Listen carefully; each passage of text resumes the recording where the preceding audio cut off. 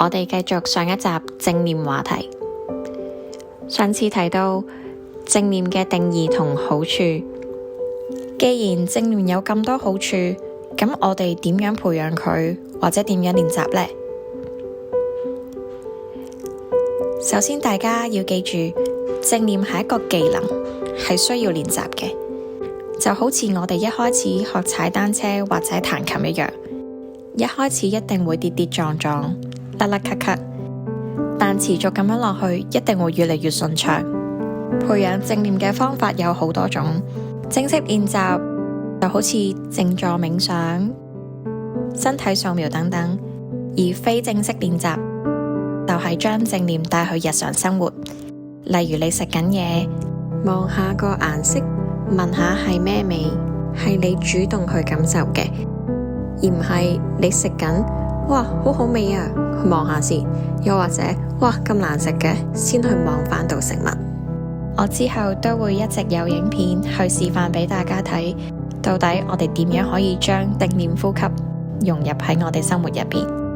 啱啱開始嘅時候，就算你每日只係練習1分鐘，都係一個好嘅開始。最緊要我哋要建立習慣，只要你每日練習，一定會慢慢感受到佢對你嘅生活有所改變。喺練習正念嘅過程入邊，或多或少都會遇到一啲挑戰。通常最大嘅挑戰就係分心，你發現自己唔可以唔諗嘢，呢啲係絕對正常㗎。再次強調，正念唔係要你冇任何思緒，而係你要察覺自己思緒嘅存在，亦都學識我唔會俾佢牽住走。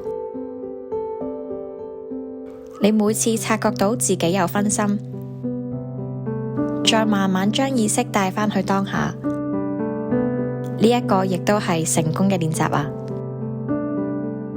其他挑戰可能會覺得好悶或者唔舒服，有啲唔好嘅情緒回憶出咗嚟。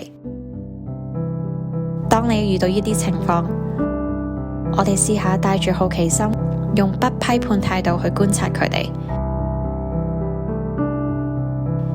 呢啲情緒或者感受一定會來來回回，但係如果你允許佢哋存在，你唔好抗拒，佢哋嘅力量反而可能會漸漸減弱，而呢一個又係一個成功嘅練習啦。另外，有啲人可能會覺得自己做得唔好，或者冇我預期中嘅效果。我哋再次記住，正念練習冇分啱同唔啱，亦都冇終點，佢係一個持續嘅過程。每一次嘅練習都係一次機會，俾你去了解自己，去活於當下。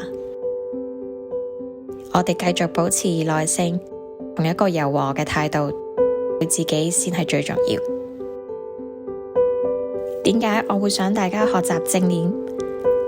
因為正念唔需要花太多嘅時間，我哋冇時間嘅負擔。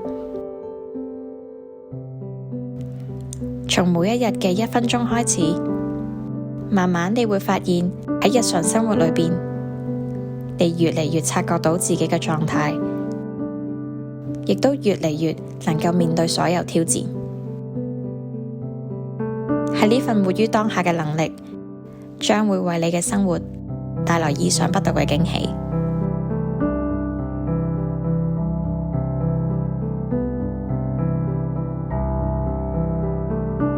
希望今日嘅分享可以令你對正念有初步嘅了解。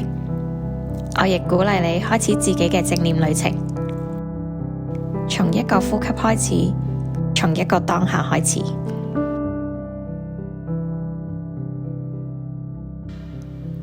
多謝大家嘅收聽。